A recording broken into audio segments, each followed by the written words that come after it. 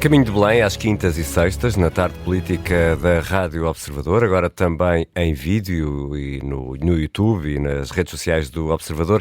Esta semana ficou marcada pelas escutas divulgadas pela revista Sábado, no âmbito da Operação Influencer, que revelam conversas entre o ex-primeiro-ministro e membros do governo de então. Os advogados de defesa de António Costa exigiram explicações ao Ministério Público, que ainda não foram dadas, mas também tivemos apelos ao voto útil por parte de António José Seguro. Eu sou Ricardo Conceição e comigo está a Judite França. Judite, e quem são os nossos convidados? Ora, Cristina Rodrigues, em representação da candidatura de André Ventura, Bernardino Soares, em representação da candidatura de António Filipe, Paulo Moacho, em representação da candidatura de Jorge Pinto, e Duarte Pacheco, aqui em representação da candidatura de Luís Marques Mendes. Bem-vindos a todos, obrigada por terem aceitado o nosso convite. Começo por si, Cristina Rodrigues. Percebe porque é que as 50 escutas, consideradas inócuas, continuam no processo? Bom, e será que ser o juiz a dizer, ou ao Ministério Público? Aquilo que acho relativamente a esta questão das escutas é que, efetivamente, há pouca informação sobre o assunto, não é? O processo não está ainda acessível a todos para podermos verificar, mas António Costa não era o principal visado das escutas, portanto ele é apanhado incidentalmente em escutas a outros arguidos. Acho que, efetivamente, uma pessoa a ser escutada durante 3 anos é algo que nos deve fazer refletir se as coisas estão a funcionar como deviam. No entanto, acho que da parte de António Costa, que não é aqui uma pessoa qualquer, no sentido em que era o primeiro-ministro, tinha uma especial responsabilidade no que diz respeito à condução de todas estas matérias no nosso país, em específico também da Justiça. Inclusivamente ele foi Ministro da Justiça, ele foi Ministro da Administração Interna e nunca atribuiu os meios necessários à Justiça para a Justiça funcionar. E especialmente funcionar com celeridade. E, portanto, acho que ele tem alguma responsabilidade do ponto de vista procedimental e de meios da Justiça para trabalhar, também tem enquanto chefe de governo daquele governo em particular que está a ser investigado por corrupção. E, portanto, havia muitas coisas já que se ouviam e, aparentemente, António Costa era o único que nunca tinha ouvido nada e manteve a confiança em determinados governantes que estão agora sob o escrutínio da Justiça. Relativamente às escutas em particular, eu julgo que é natural que as pessoas sejam escutadas no âmbito de um processo, tem que se garantir os direitos dos arguidos, mas António Costa não é sequer arguido. E, portanto, António Costa, se quiser, pode pedir para ser constituído arguido, obviamente que isso não lhe interessa, mas só assim eu julgo que ele teria direitos acrescidos processuais. Ora, se ele não o quer fazer, eu também não vejo que ele tenha aqui a autoridade para vir pedir para consultar o processo e acho que não o deve fazer. Mas não a preocupa o facto de escutas aparentemente sem qualquer relevo criminal serem mantidas num processo? O ponto é que nós não sabemos se elas têm ou não um relevo criminal, ou seja, Mas isso é uma dedução que nós estamos a fazer. Devia dar uma explicação pública sobre isto? O Ministério Público, aquilo que eu vi foi que eles mantêm a legalidade das escutas que efetuaram. Eu acho difícil, sem consultar todo o processo e sem o conhecer, poder dizer se efetivamente essas escutas seriam ilegais ou não seriam ilegais. E, portanto, no sentido terão sido validadas por um juiz. Exatamente. A manutenção ou não das escutas. Porque é que se mantém, não é? Porque já tivemos processos anteriores em que houve destruição de escutas e que eventualmente poderiam não ter havido. E supostamente o processo está em segredo de justiça. Não sabemos bem como é que houve esta fuga de informação. O Ministério Público veio dizer que foram outros arguidos que tiveram acesso ao processo. Pronto, mas não temos a certeza se realmente foi isso que aconteceu. Acho que também deve haver uma investigação relativamente a essa matéria para se apurar efetivamente de onde é que vem a fuga. Pegando nisto, Bernardino Soares, há aqui uma intenção do Ministério Público de fazer uma participação em relação aos jornalistas que assinam a notícia e à revista Sábado. Isto faz sentido? Ou tentar responsabilizar os jornalistas por uma fuga no segredo de justiça? Eu diria que o mensageiro não é certamente o principal responsável, mas sim quem de facto promoveu essa fuga. Se os jornalistas não tiveram acesso ao processo, alguém teve e lhes transmitiu essa informação. Nós podemos ter uma opinião política, pessoal, sobre a relevância de fazer aquela notícia, sobre se tem esta ou aquela intenção, mas isso são outras questões.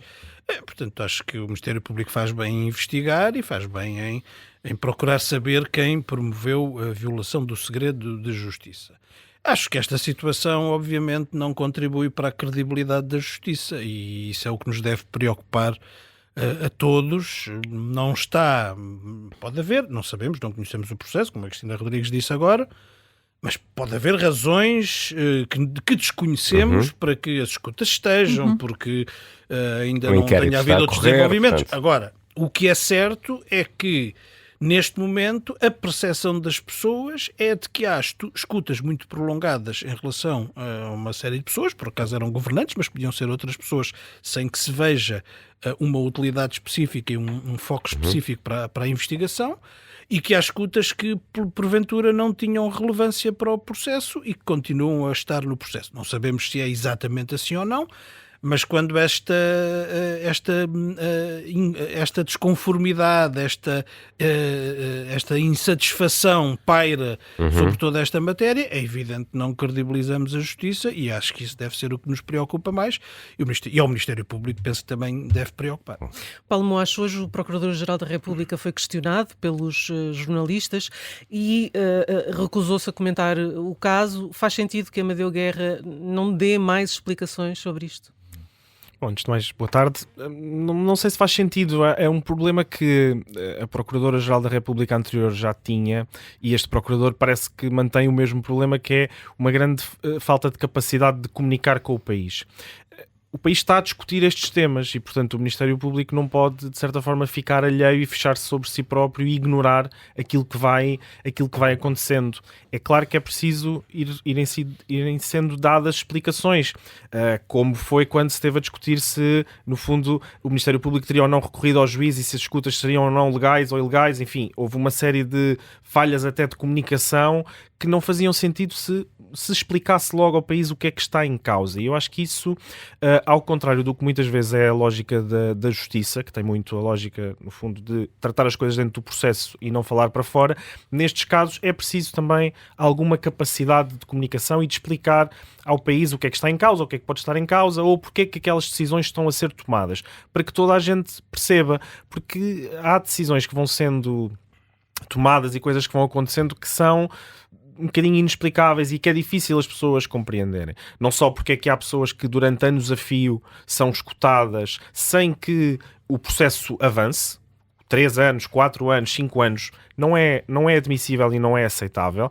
e, em alguns casos, estamos a falar de ministros, governantes, etc., mas podemos estar a falar de qualquer pessoa que nos está a escutar. Neste momento pode estar a ser escutada num processo qualquer em que se viu envolvida.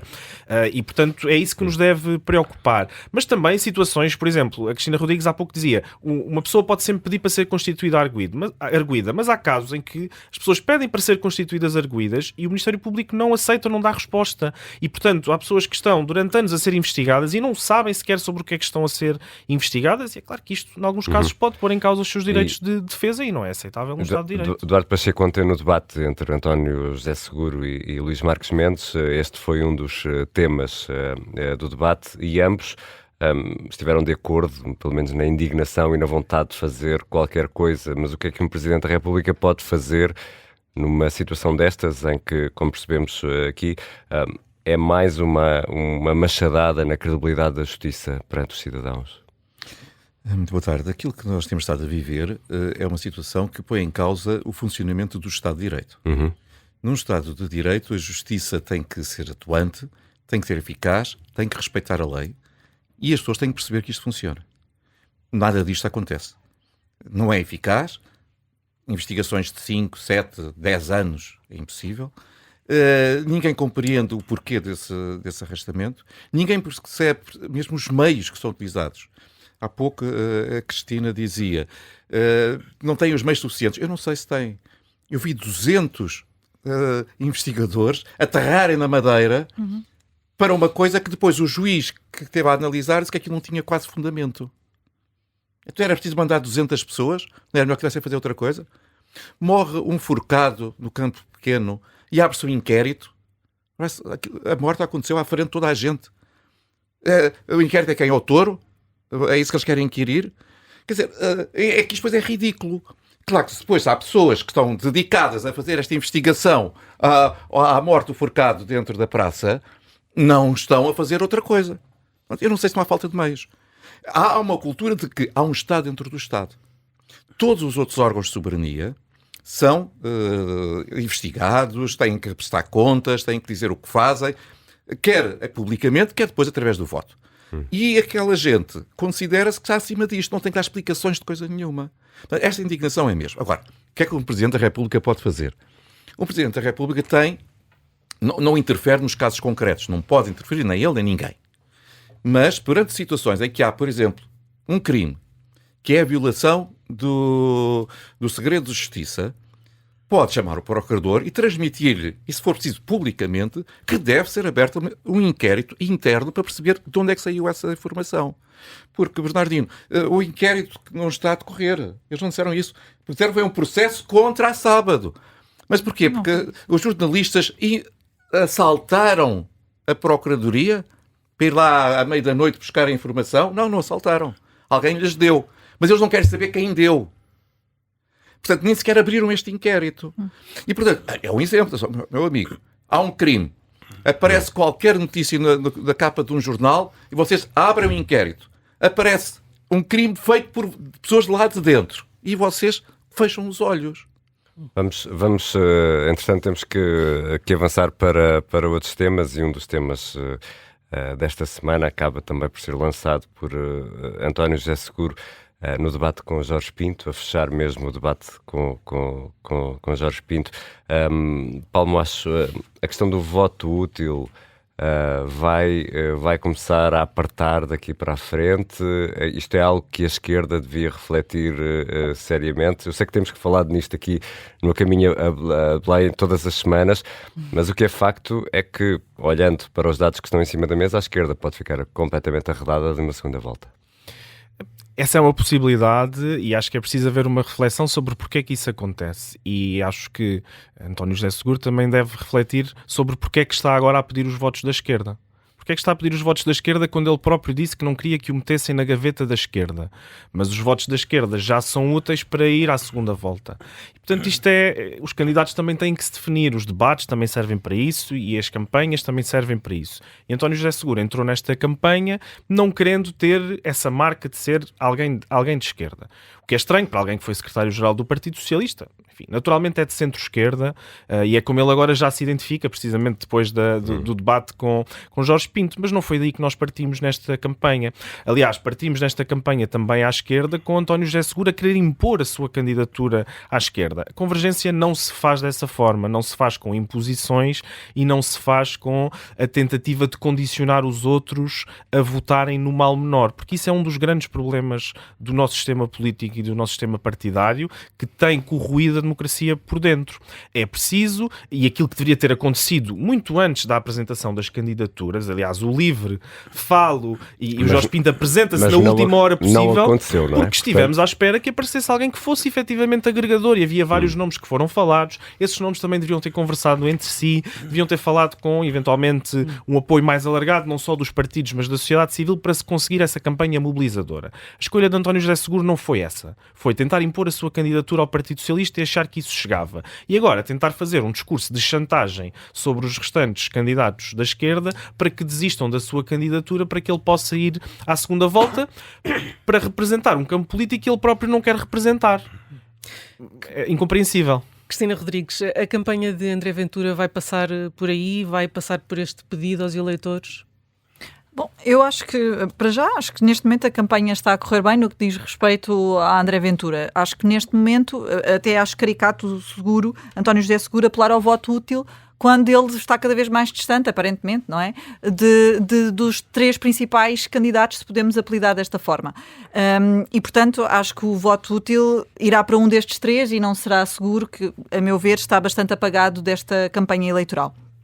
Agora, relativamente a André Ventura, é óbvio que isto é apenas meramente indicativo e não vou falar das sondagens, mas os debates mais vistos foram precisamente aqueles em que André Ventura participou, que demonstra uma enorme, pelo menos, vontade de ouvir e de ver o que é que André Ventura tem para dizer. E acho que isso é um bom sinal para a campanha de André Ventura. Para além disso, mesmo nas redes sociais, e ele próprio tem dito que na rua tem tido um enorme apoio, e até na primeira, acho que foi logo no primeiro debate que nós tivemos, que eu até mencionei que havia um bocadinho aquela ideia de que André Ventura devia ser candidato candidato a primeiro-ministro e não a presidente da República, e acho que isso tem cada vez mais sido, essa ideia realmente está agora a assentar nas pessoas, e as pessoas começam a vê-lo como um verdadeiro potencial candidato à presidência da República, e acho que temos tido esses indicadores por parte da população.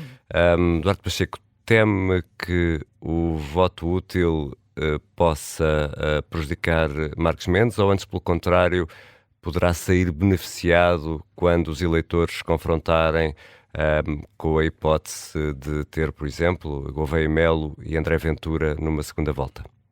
A sua pergunta já ajuda a minha resposta, porque eu penso que é precisamente essa a questão. Eu penso que o Dr. Marcos Mendes não vai apelar ao voto útil porque acha que as pessoas devem votar em consciência. Mas é natural também que as pessoas façam essa reflexão. Independentemente da qualidade pessoal de outras personalidades, do António Filipe, do José Seguro, do Jorge Pinto, só para dar aqui alguns exemplos, independentemente disso, a disputa neste momento está efetivamente a 3.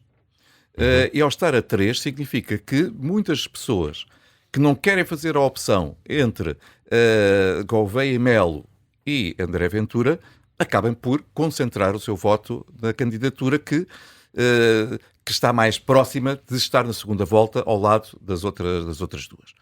Portanto, poderá beneficiar disso. Pode beneficiar, ainda por cima, porque os outros dois candidatos, André Ventura e Gouveia de Melo, são de algum modo contra o sistema, e vêm de fora do sistema mas tendo vivido cá dentro também fardado, mas são contra o sistema, e há alguém que defende a atual ordem constitucional, que é o Dr. Luís Marcos Mendes. Já agora deixe-me só, porque este programa também tem um lado pedagógico, explicar isto também muito rapidamente, porque às vezes há pessoas que também não sabem, não é?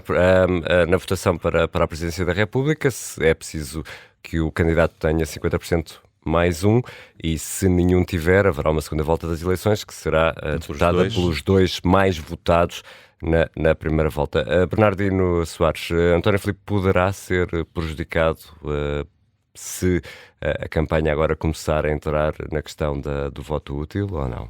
Eu acho que o voto mais útil é aquele que melhor nos representa, e para todos aqueles que têm posições de esquerda e se preocupam em ter um candidato e um futuro presidente com perfil para exercer a função, com conhecimento dos seus mecanismos, dos seus poderes, dos seus dispositivos constitucionais, e ao mesmo tempo apostado em estar ao lado dos problemas das pessoas e das pessoas que têm problemas no nosso país, tem uma candidatura óbvia, que é António Filipe. António Filipe, nunca ninguém pergunta a António Filipe se ele é de esquerda, porque não é preciso perguntar.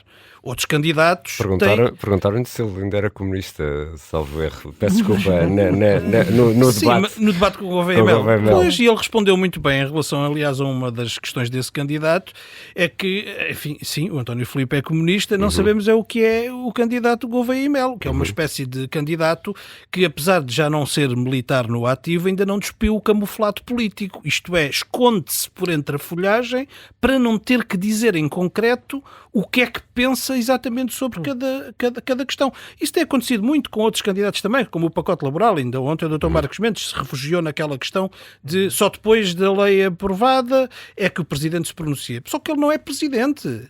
E, portanto, ele é um candidato e as pessoas têm o direito de saber quem é, o que é que pensa sobre uma questão tão estruturante para a sociedade portuguesa como é a legislação laboral, um candidato. Eu acho que nós estamos a fazer um debate que muitas vezes parece um debate de segunda volta. Nunca aconteceu no nosso país que à primeira volta não tivéssemos uma disputa frontal, correta, entre várias opções de filosofia para a presidência da República. É isso que temos que ter.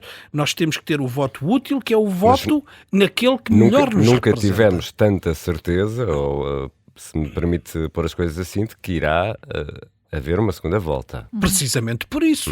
E, portanto, se temos a certeza que vai haver não uma leva segunda... às diversas candidaturas a fazer muitas contas de cabeça? Ricardo, mas esse problema do voto útil pôs-se à primeira volta nos casos em que havia um candidato que podia ganhar à primeira volta e o outro campo não queria que ele ganhasse à primeira volta. Não é o que se passa nestas eleições. E, portanto, as pessoas não se devem deixar influenciar por essas manigâncias e até porque quem anda a pedir que outros desistam a seu favor é porque está com uma certa fraqueza na sua campanha. Uma campanha forte, uma campanha afirmativa como é a do António Filipe, não precisa pedir desistência de ninguém, como ele nunca o fez, mesmo em relação a outros candidatos que também são assumidamente de esquerda. Quando o António Filipe lançou a sua candidatura, não havia mais candidatos assumidamente de esquerda. E não havia nenhuma perspectiva que pudesse haver um candidato consensual, porque isso agora é referido muitas vezes, mas na realidade sabia-se que António José Seguro ia avançar, e já tinha avançado, e portanto não havia espaço para nenhum candidato consensual no campo do Partido Socialista. E portanto a candidatura de António Filipe avançou no tempo certo, e ainda bem que há outras candidaturas, vamos discutir as opções diferentes. Quanto aos ovos no mesmo cesto, bom, eu acho que há ovos que estão todos no mesmo cesto, que é o cesto do consenso neoliberal. E aí também está o Dr. António José Seguro.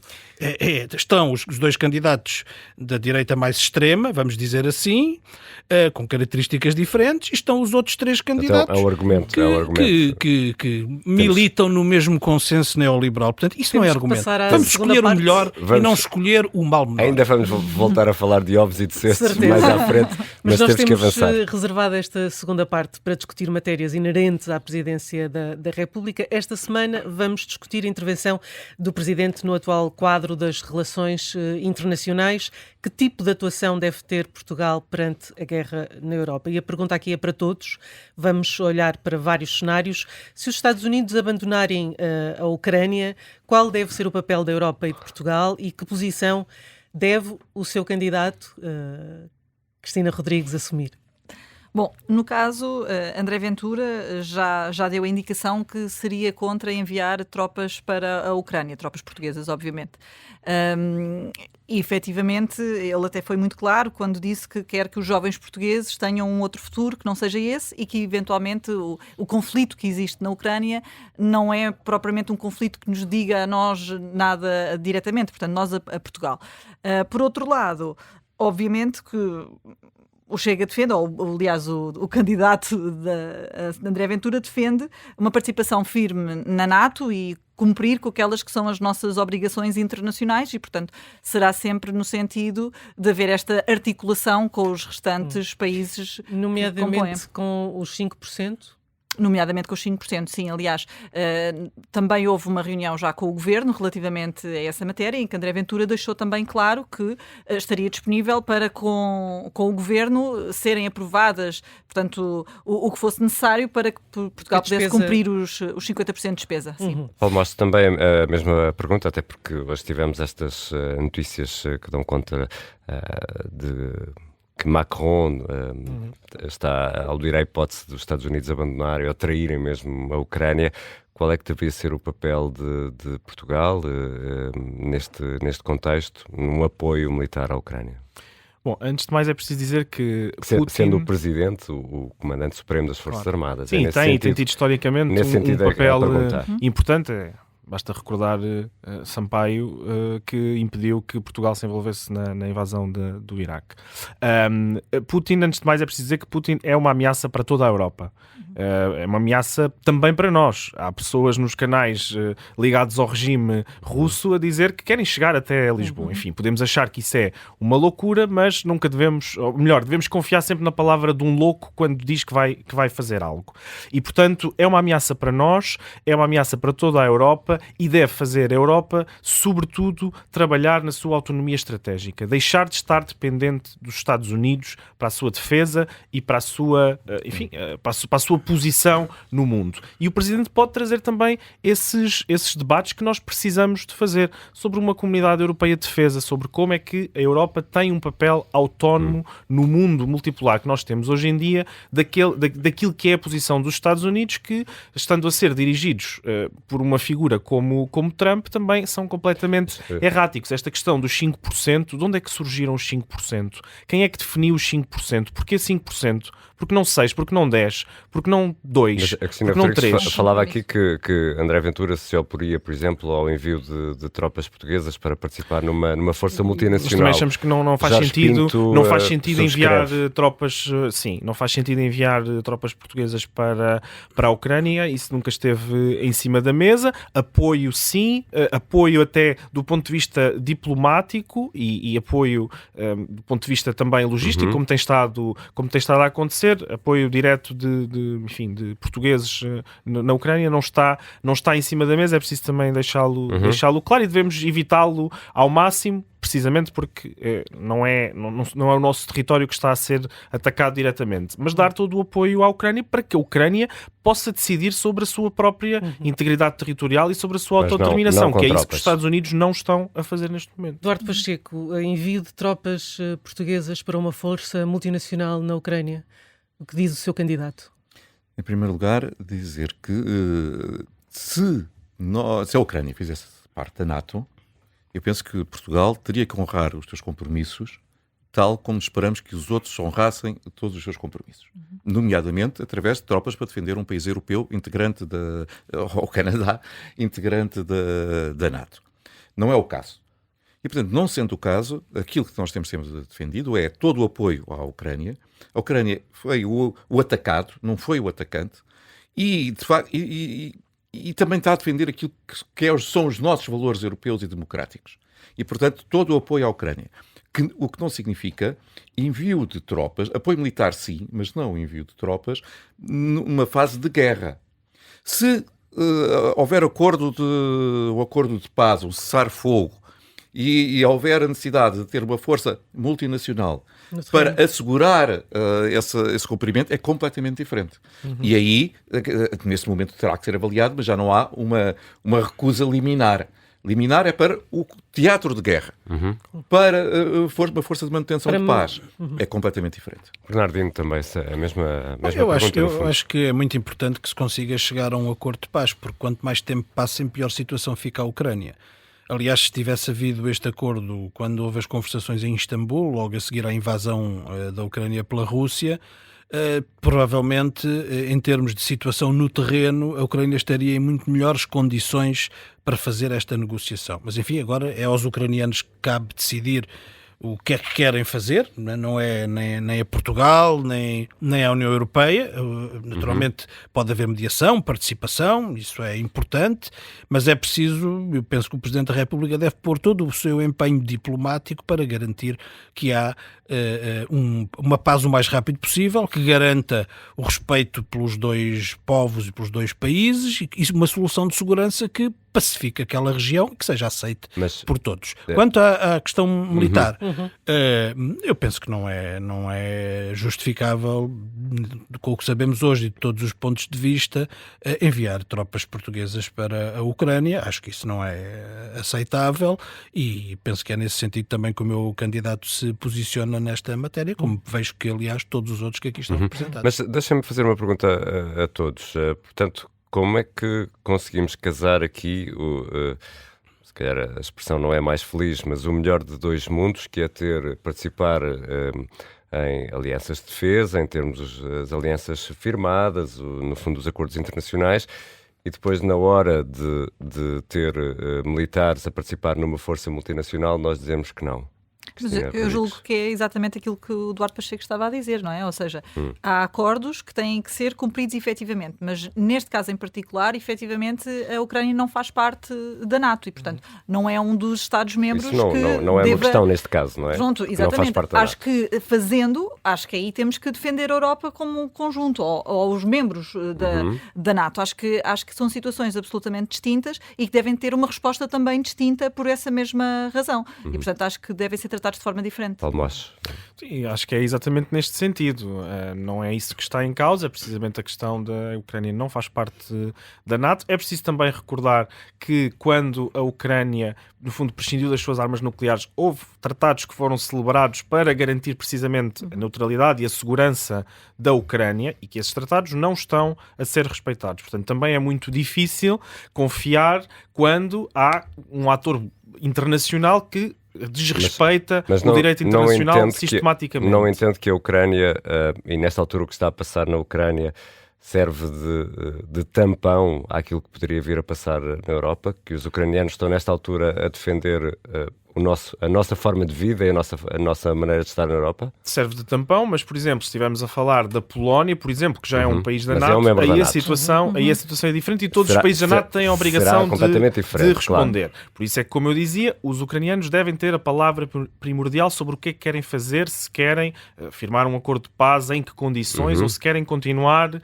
esta luta de resistência que têm tido. E a Europa deve continuar a dar esse apoio. Agora, esse apoio não significa o envio de tropas portuguesas ou de qualquer outro país da Europa porque isso implica entrar em guerra com a Rússia. Mas continuar a dar apoio logístico, militar, etc., aquilo que for possível, deve continuar a acontecer, porque senão estamos simplesmente a premiar quem invadiu e a fazer aquilo que os Estados Unidos, em algumas circunstâncias, parece que estão a fazer, que é a abandonar a Ucrânia e a querer forçar um acordo que mais lhes convém a eles próprios e não aos ucranianos. Aquela ideia que ouvimos a um militar de topo francês, Duarte Pacheco, é um bocadinho despropositada. Um aviso que o militar francês fez no encontro com os autarcas em França, de que teríamos de preparar a opinião pública para enviar botas para o terreno. Se houver algum...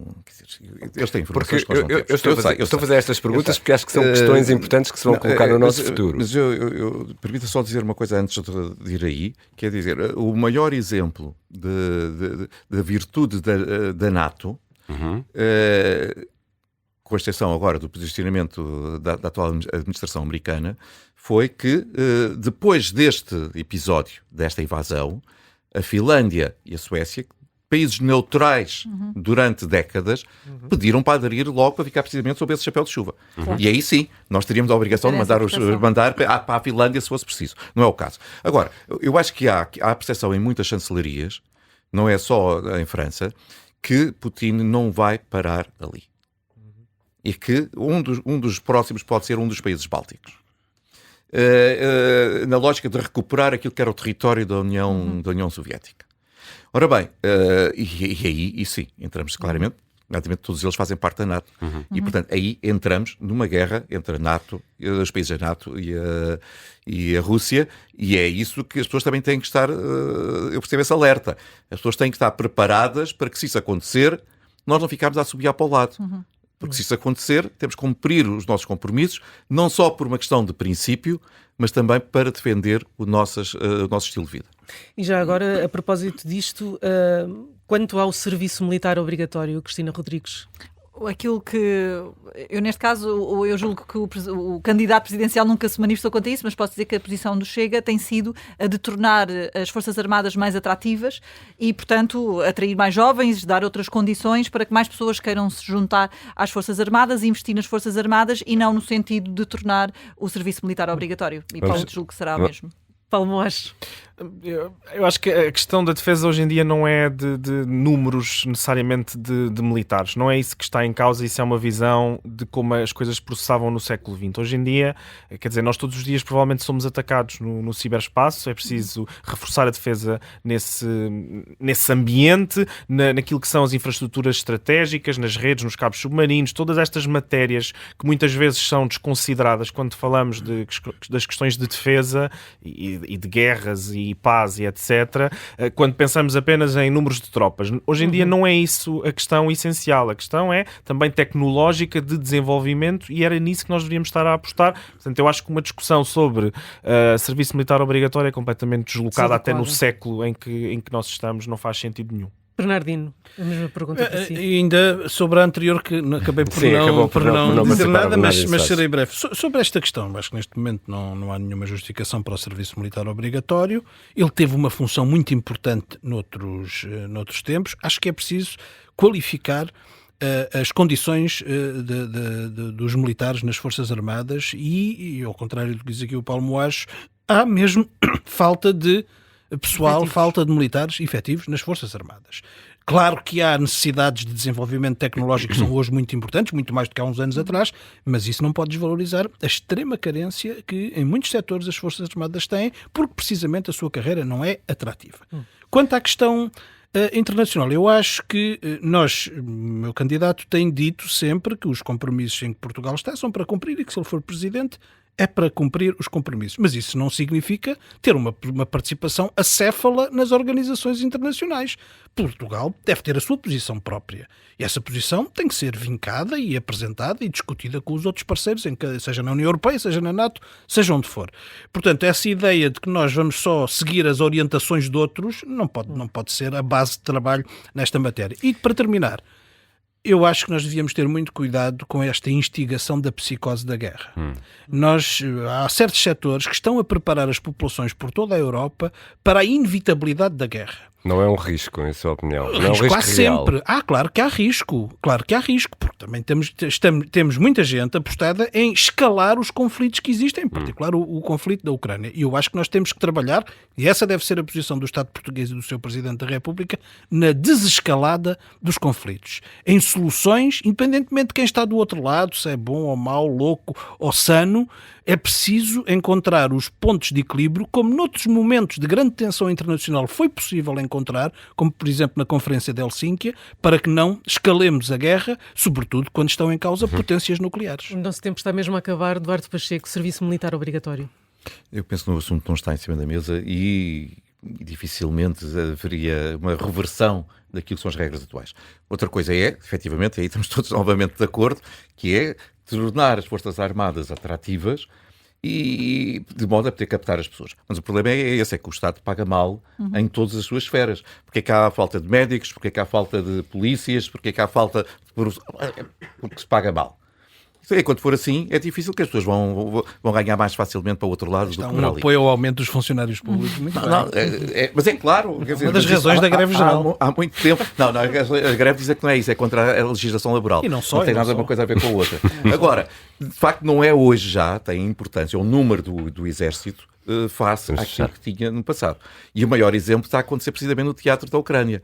Quer dizer, se fôssemos pensar o exército ucraniano contra um dos maiores exércitos do mundo, 4 anos depois, se tivéssemos posto no início, naquele dia de fevereiro, um caracol da fronteira russa, o caracol se calhar já estava da fronteira da Polónia.